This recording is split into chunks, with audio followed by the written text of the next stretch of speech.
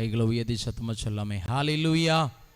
கர்த்தர் நல்லவர். இந்த நாளிலும் இந்த உபவாச ஜெப நாளாகிய 7வது நாளிலும் ஆண்டுடைய சமூகத்தில் ஆண்டுடைய நாமத்தை மகிமைப்படுத்தும்படியாய் கூடி வந்திருக்கிற உங்கள் யாவரையும் ஆண்டவர் இரட்சகருமாகிய இயேசு கிறிஸ்துவின் நாமத்தினாலே வாழ்த்தி வரவேற்கிறேன். தேவனாகிய கர்த்தர் நம்மை ஆசீர்வதிப்பாராக. நம்முடைய ஆண்டவர் நம்முடைய வாழ்வில் நன்மைகளை செய்கிறவர். நிச்சயமாய் அவர் ஆசீர்வாதத்தை கட்டளையிடுவார் என்பதில் எந்த சந்தேகமும் இல்லை. சங்கீதக்காரன் அவன் ஆண்டவரிடத்தில் கேட்கிறான், ஆண்டவரே எனக்கு உணர்வை தாரும், அப்பொழுது உமது வேதத்தை பற்றி கொண்டு என் முழு இருதயத்தோடும் அதை கை கொள்ளுவேன். இந்த நாளிலும் நம்முடைய வாழ்வில் தேவனாகிய கர்த்தர்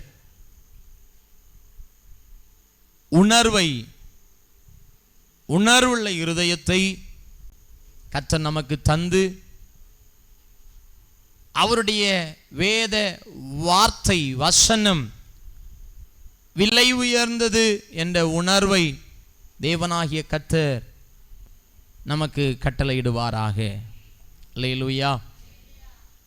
இந்த வசனம் விலை உயர்ந்தது, இந்த வார்த்தை விலை உயர்ந்தது, அது விலையேற பெற்றது. இந்த வார்த்தைக்கு விலை மதிப்பே இல்லை. ஏன்னா இந்த வார்த்தை என் தேவனாக இருக்கிறார். அல்லேலூயா. அப்படியாக வார்த்தையை கை கொண்டு அதனுடைய வார்த்தையினுடைய ஆழங்களை, வேத வசனத்தின் ஆழங்களை, ரகசியங்களை அறிந்து கொள்ள உணர்வை தேவனாகிய கர்த்தர் நமக்கு கட்டளையிடுவாராக. அல்லேலூயா. இந்த நாளிலும் நாம் ஒரு வேத பகுதியை நாம் திருப்பிக் கொள்ளலாம். சங்கீதங்களின் புத்தகம் 14ஆம் சங்கீதம் 2ஆம் வசனத்தை நாம் வாசிப்போமே ஆனால், தேவனை தேடுகிற உணர்வுள்ளவன் உண்டோ என்று பார்க்க கர்த்தர் பரலோகத்திலிருந்து மனுபுத்திரரை கண்ணோக்கினார். கைகளை உயர்த்தி அல்லேலூயா சொல்லலாமே. இங்கே சங்கீதக்காரன் சொல்லும்போது தேவனை தேடுகிற உணர்வுள்ளவன் உண்டோ என்று பார்க்க கர்த்தர் பரலோகத்திலிருந்து மனுபுத்திரனை கண்ணோக்கினார். இந்த நாட்களிலும் கடந்த நாட்களில் தேவனாகிய கர்த்தருடைய வார்த்தை விலையேற பெற்றதென்ற உணர்வு நம்முடைய வாழ்வில் வரும் பொழுது தேவன் நம்முடைய வாழ்வில் செய்கிறதான நன்மைகள், அடையாளங்கள், அற்புதங்களை குறித்து நாம் தியானித்தோம். இந்த நாளிலும் கர்த்தருடைய சமூகத்தில் எந்த உணர்விற்காக நாம் காத்திருக்க போகிறோம் என்று சொன்னால், கர்த்தரை தேடுகிற உணர்வுள்ள மனுஷனாக நாம் மாறப் போகிறோம். அல்லேலூயா. கர்த்தரை தேடுகிற உணர்வுள்ள மனுஷன். அப்படி என்று சொன்னால், இந்த வார்த்தையை தேடி, அதை நாடி, அதை பற்றி கொண்டு நீ புதையல்களை தேடுகிறது போல தேடுவாயாகில் அதை என்ன செய்வாய்? கண்டுகொள்ளுவாய். அல்லேலூயா. இந்த தேவ வார்த்தை விலை உயர்ந்தது, விலை மதிப்பற்றது, புதையலை விட விலை உயர்ந்ததாக இருக்கிறது. இந்த வார்த்தையை தேடுகிற, கர்த்தரை தேடுகிற உணர்வுள்ள ஒரு மனுஷனாக, உணர்வுள்ள ஒரு மனிதனாக நாம் மாற வேண்டியது அவசியமாயிருக்கிறது. அல்லேலூயா. அல்லேலூயா. அப்ப கர்த்தரை தேடுகிற உணர்வுள்ளவன் உண்டோ? இன்னைக்கு எதற்காக உணர்வு வேண்டும்? கர்த்தரை தேடுகிற உணர்வு. கர்த்தரை தேடுகிற உணர்வு. இன்னைக்கு எத்தனை பேருக்கு கர்த்தரை தேடுகிற உணர்வு இருக்கிறது?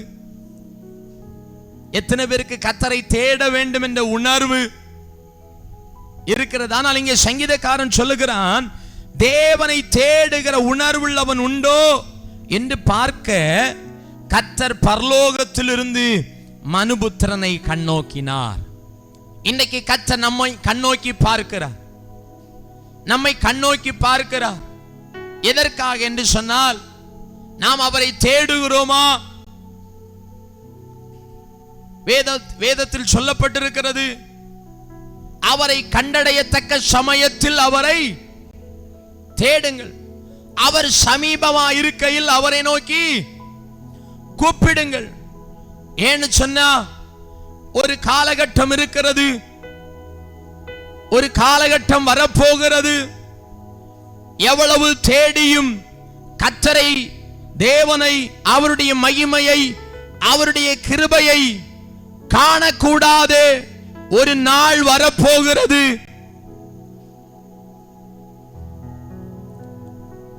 என்ன நாள்? என்ன நாள்? இந்த உலகமே ஒரு பெரிய குழப்பத்திற்குள்ளாக போகிற நாட்கள் வரப்போகிறது. மிகுந்த உபத்திரவத்திற்குள்ளாய் போகிற நாட்கள் வரப்போகிறது. தேவனுடைய வார்த்தையை கேட்கக்கூடாத ஒரு நாள் வரப்போகிறது. அந்த நாளில் நாம் இங்கே இருக்கவே கூடாது. அல்லேலூயா. ஏனென்று சொன்னால், இயேசுவானவருடைய ரகசிய வருகை, இயேசுவானவருடைய ரகசிய வருகை, அவருடைய வருகையிலே, ரகசிய வருகையிலே 2 பேர் வயலிலே வேலை செய்து கொண்டிருப்பார்கள். ஒருவன் எடுத்துக்கொள்ளப்படுவான், மற்றொருவன் கைவிடப்படுவான். 2 பேர் திரிகளை மாவரைத்துக் கொண்டிருப்பார்கள். ஒருவர் எடுத்துக்கொள்ளப்படுவார், இன்னொருவர் கைவிடப்படுவார். படுக்கையிலே 2 பேர் படுத்திருப்பார்கள். ஒருவன் எடுத்துக்கொள்ளப்படுவான், மற்றொருவன் கைவிடப்படுவான். இந்த பூமி முழுவதுக்கும் ஒரு குழப்பம் ஏற்படும். என்ன குழப்பம்? கொஞ்சம் முன்னாடி தான் என் பக்கத்துல படுத்திருந்தா, இப்ப என்ன செய்யல, காணல, பார்க்க முடியல. கொஞ்சம் முன்னாடி தான் என் பக்கத்துல இருந்து வேலை பார்த்துட்டு இருந்தா, திடீர்னு மாயமா போயிட்டான், எங்க போனான்னு தெரியல. இயேசுவானவர் வந்து விட்டார். அவர் ரகசிய வருகையிலே இப்படிதான் எடுத்துக்கொள்ளுதல் இருக்கும். அப்போ நம்முடைய வாழ்வில் நாம் ரகசிய வருகையில எடுத்துக்கொள்ளப்படுவதற்கு தேவனாகிய கர்த்தரை தேடுகிற, தேவனை தேடுகிற உணர்வுள்ள இருதயத்தை தேவனாகிய கர்த்தர் நமக்கு தருவாராக. அல்லேலூயா, அல்லேலூயா. கர்த்தரை தேடுகிற, தேவனை தேடுகிற, இந்த வார்த்தையை தேடுகிற உணர்வுள்ள இருதயத்தை கர்த்தர் தருவாராக. ஏன் இதை சொல்லுகிறேன் என்று சொன்னால், அந்த காலகட்டத்தில், எந்த காலகட்டத்தில்? குழப்பம் நிறைந்த காலகட்டத்தில். எங்க பார்த்தாலும் குழப்பம், எங்க பார்த்தாலும் விபத்துக்கள், எங்க பார்த்தாலும் கலவரங்கள். ஏன்? வீட்டுக்குள்ள 4 பேரை, வீட்டுல 4 பேரை காணல, ஒரு ஆள் மட்டும் தான் இருக்கிறார். இல்ல 2 பேரை காணல, 2 பேர் மட்டும் தான் இருக்கிறாங்க. இப்படிப்பட்டதான குழப்பம் குடும்பத்துக்குள் வரும் பொழுது அங்கே பயங்கரமான குழப்பங்கள் ஏற்பட்டு என்ன செய்வதென்று தெரியாமல், அதுக்கப்புறமா பிதாவாகிய தேவனை நோக்கி கூப்பிடுவார்கள், இயேசுவை நோக்கி கூப்பிடுவார்கள். ஆண்டவரே, எங்களையும் நீர் எடுத்துக் கொள்ள வேண்டும். வேதத்தில் நாம் வாசிக்கும் பொழுது பரலோக ராஜ்யம், பரலோக ராஜ்யம்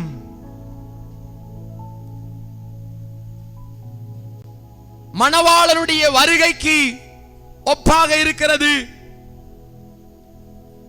அந்த மணவாளனை எதிர்கொள்ளும்படியாய் 5 கன்னிகைகள், புத்தி உள்ள 5 கன்னிகைகள், புத்தி இல்லாத 5 கன்னிகைகள் சேர்த்து 10 கன்னிகைகள் புறப்பட்டார்கள். அதில் 5 பேர் புத்தி உள்ளவர்கள், 5 பேர் புத்தியற்றவர்கள். புத்தி உள்ளவர்கள் தங்களுடைய தீவட்டியோடு கூட எண்ணெயும் எடுத்துக்கொண்டு போனார்கள். புத்தி இல்லாதவர்கள் தீவட்டியை மாத்திரம் எடுத்துக்கொண்டு போனார்கள். மணவாளன் வருவதற்கு சற்று தாமதமானது. மணவாளன் வருவதற்கு தாமதமான உடனே 10 பேரும் படுத்துக் கொண்டார்கள்.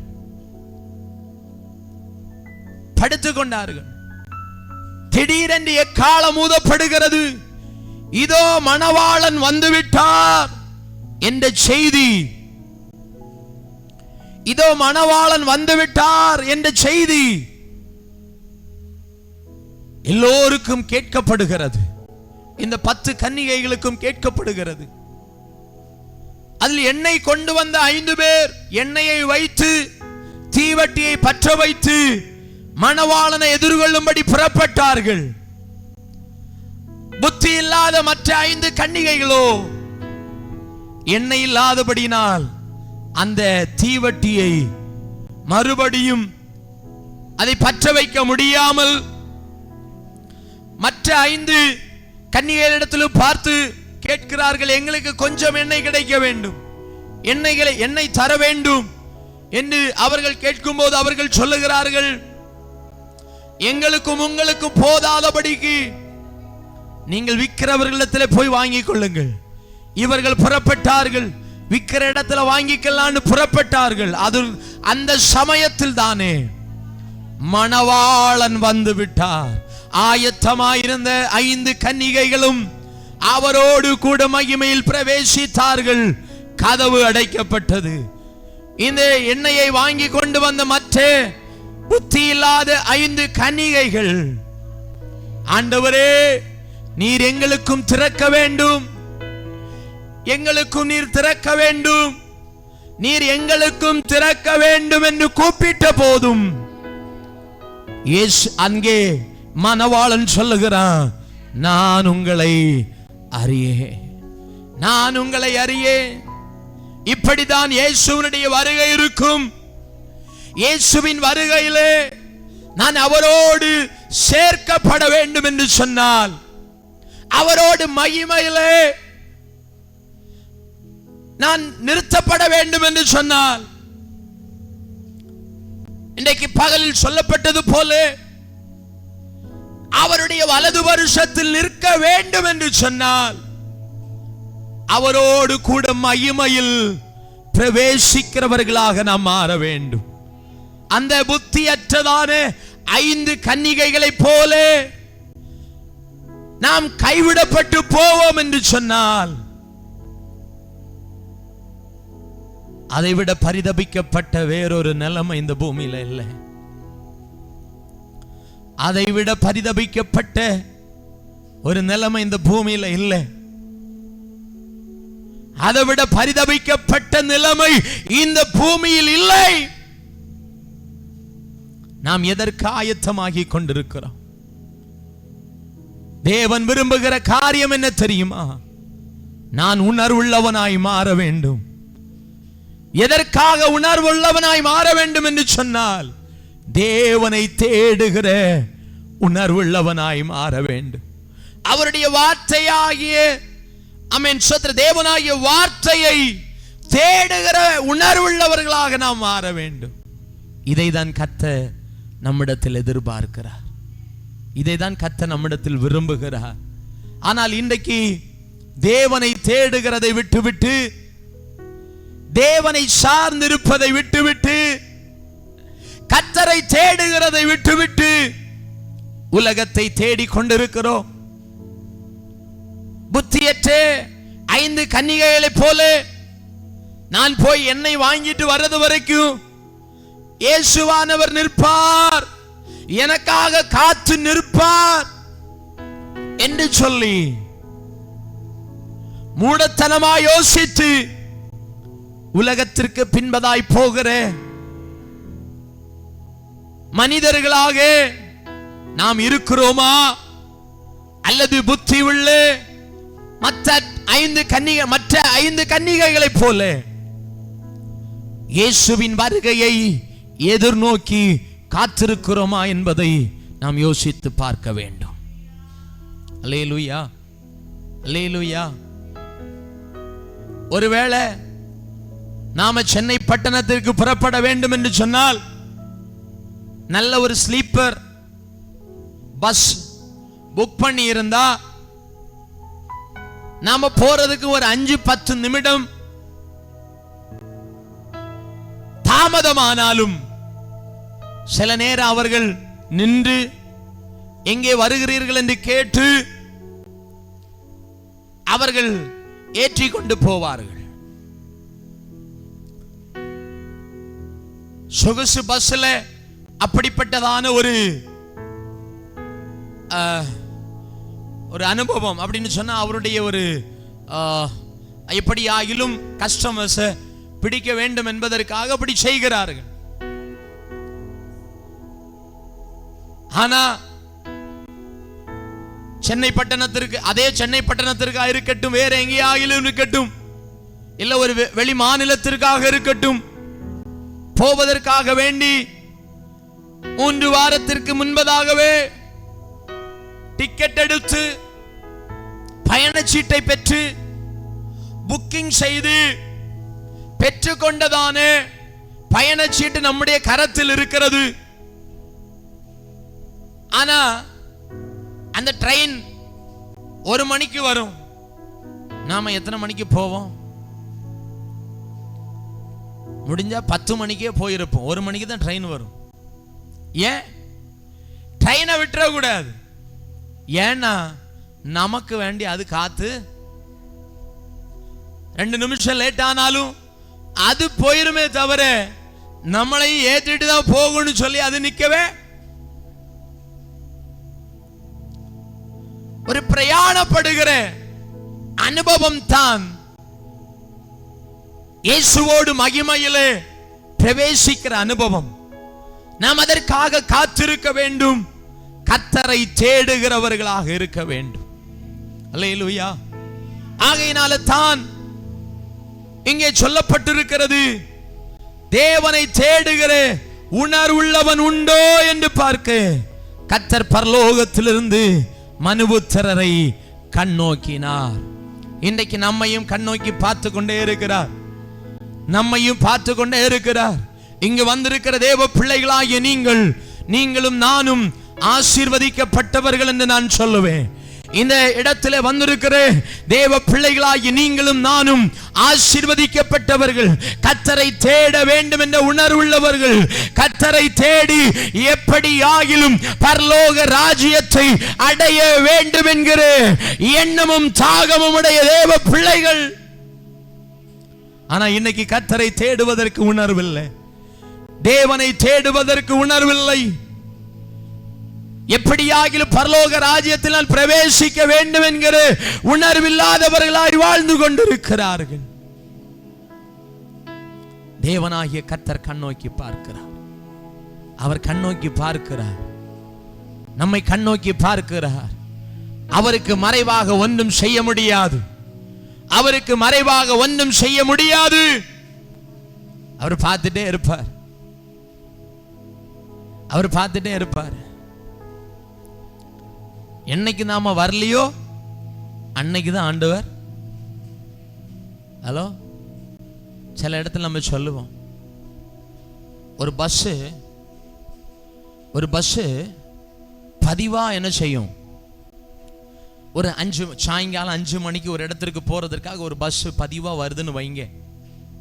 அந்த பஸ் கரெக்டா 5 மணிக்கு வரக்கூடிய பஸ். நம்ம ஒரு 4:45 போய் காத்திருக்கிறோம். பஸ் என்ன செய்யாது, வராது. ஒரு நாள் இல்ல, 2 நாள் இல்ல, நம்ம என்னைக்கெல்லாம் நேரமே போய் 4:45 போய் காத்து நிற்கிறோமோ அன்னைக்கெல்லாம் பஸ் 5 மணிக்கு வராது. 5:15 வரும், இல்லைன்னா 5:20 வரும். எடுத்துக்காட்டுக்க சொல்றேன். நம்ம என்னைக்கெல்லாம் போய் 4:45 காத்து நின்று 5 மணி பஸ் பிடிக்கணும் காத்து நிக்கிறோமோ, அன்னைக்கு பஸ் எத்தனை மணிக்கு வரும்? 5:15, 5:20 வரும். அடுத்து நமக்கு தெரியும், இவன் 5:20 தான், இவன் 5 மணிக்கு போகக்கூடிய பஸ் தான். ஆனா எப்ப பார்த்தாலும் எத்தனை மணி தான் வரான்? 5:20. நம்ம எத்தனை மணிக்கு போவோம்? சரி, ஒரு 5:05 எப்படியாவது போயிடலான்னு சொல்லி அவன் லேட்டா தானே வருவான்னு சொல்லிட்டு நம்மளும் கொஞ்சம் நிசாரமா இருந்து ஒரு 5:10 நம்ம போயிடலான்னு சொல்லி போய் நின்னா அப்பதான் சொல்லுவாங்க இப்பதான் போச்சு. ஹலோ, அனுபவிச்சிருக்கிறீங்களான்னு தெரியல. இயேசுவின் வருகை அப்படிதான் இருக்கும். இயேசுவின் வருகை அப்படிதான் இருக்கும். இயேசுவின் வருகை அப்படிதான் இருக்கு. எப்படி இருக்கும்? இவ்வளவு நாள் ஆண்டவரை தேடிட்டு இருந்தானே, இன்னைக்கு ஒரு நாள் தான். இன்னைக்கு ஒரு நாள் தான். ஹல்லேலூயா. பகல்ல தானே ஆராதிச்சுட்டு போனோம், எதுக்கு சாயங்காலமும் வரணும்? ஆண்டவர் வந்துருவார். ஹலோ ஹலோ, இன்னைக்கு அதுதான் எண்ணம். இன்னைக்கு சினிமாவுக்கு போகணுமா? கவலையே இல்லை. விருந்து வீட்டுக்கு போகணுமா? கவலையே இல்லை. எத்தனை மணி நேரம் வேணாலும் எங்க வேணாலும் நிக்கலாம். எத்தனை மணிக்கூர் நின்னாலும் காலு வலிக்காது. எத்தனை மணிக்கூர் பேசினாலும் வாயு. ஆனா ஆண்டுடைய சமூகத்துல கர்த்தரை தேட வேணும்னு சொன்னா, தேவனை தேட வேண்டும் என்று சொன்னால் மாத்திரம் கைவலி, காலு வலி, தலைவலி, வாயு வலி, எல்லா வலியும் அன்னைக்குதான் வரும். கர்த்தரை தேட வேண்டும் என்று உள்ளத்தின் ஆழத்தில் இருந்ததான உணர்வு இல்லை. ஆனா கர்த்தர் கண்ணோக்கமாக இருக்கிறார். கர்த்தர் கண்ணோக்கி பார்க்கிறார். அவர் வானத்திலிருந்து கண்ணோக்கி பார்க்கிறார். அவர் கர்த்தர் பரலோகத்திலிருந்து மனுபுத்திரரை கண்ணோக்குகிறார், கண்ணோக்கி பார்க்கிறார். உங்களை என்னை பார்க்கிறாருங்க. உங்களை என்னை கர்த்தர் பார்க்கிறார். நான் எப்படி கர்த்தரை தேடுகிறேன்? நான் கர்த்தரை உணர்வுள்ளவனாய் தேடுகிறேனா? நான் கேட்கிறேன், எதற்கு நாம் ஆண்டவரை தேடுகிறோம்? எதற்காக ஆண்டவரை தேடுகிறோம்? கடன் பிரச்சனை மாறணும்னா, வியாதி தீரணும்னா, சுகம் கிடைக்கணும்னா, என் வாழ்க்கையில எல்லாம் நிறைவா இருக்கணும்னா கர்த்தரை தேடுகிறோம். எதற்காக கர்த்தரை தேடுகிறோம்? எதற்காக கர்த்தரை தேடுகிறோம்? வேதம் சொல்லுகிறது, முதலாவது தேவனுடைய ராஜ்யத்தையும் அவருடைய நீதியையும் தேடுங்கள், அப்பொழுது இவைகள் எல்லாம் உங்களுக்கு கூட கொடுக்கப்படும். இந்த உலகத்துல கொடுக்கப்படுகிறதெல்லாம் நிரந்தரமானது அல்ல. ஹலோ, இந்த பூமியில கொடுக்கப்படுகிற ஒன்றும் நிரந்தரமானது அல்ல. பெட்டிக்குள்ள வைக்கமா ஒன்னையும் கொண்டு போக முடியாது. ஒன்னையும் கொண்டு போக முடியாது. கர்த்தரை தேடுனா பரலோகம் மட்டும்தான் நமக்கு சொந்தம். பரலோகம் மட்டும்தான் நமக்கு சொந்தம். இந்த பூமியில கண்ணை மூடுனா பரலோகம் மட்டும்தான் சொந்தம். அதை ஒண்ணுதான் எடுத்துட்டு போக முடியும். அதை ஒண்ணுதான் கொண்டு போக முடியும். ஆனா கண்ணை மூடுனா 2 இருக்கு. கண்ணை மூடுனா 2 இருக்கு. சிலர் சொல்லுவாங்க, பாஸ்டர் நாங்க இப்பவுமே கண்ணை மூடிட்டு தான். நான் இப்ப சொல்லல, இப்ப கண்ணை மூடுறத சொல்லல. கண்ணை மூடுகிற காலம் ஒன்று உண்டு. நினைச்சாலும் கண்ணை திறக்க முடியாது. அந்த காலத்தை சொல்லுகிறேன். ஒன்னை எடுத்துக்கொண்டு போக முடியாது. ஆனா கர்த்தருடைய சமூகம் மாத்திரம் நமக்கு நிரந்தரமா இருக்கிறது. அவருடைய ராஜ்யம் ஒன்றே நமக்கு நிரந்தரமா இருக்கிறது. ஆகையினாலே இன்னைக்கு நம்ம கேட்க போகிற ஆண்டவரே, எந்த சூழ்நிலையா இருந்தாலும், எப்பேற்பட்ட நிலைமையா இருந்தாலும் உம்மை தேடுகிறேன், உம்மை தேடுகிற உணர்வை எனக்கு தாரு. எத்தனை பேர் கேட்க விரும்புகிறீங்க? கண்களை மூடி நாம் ஜெபிப்போமா?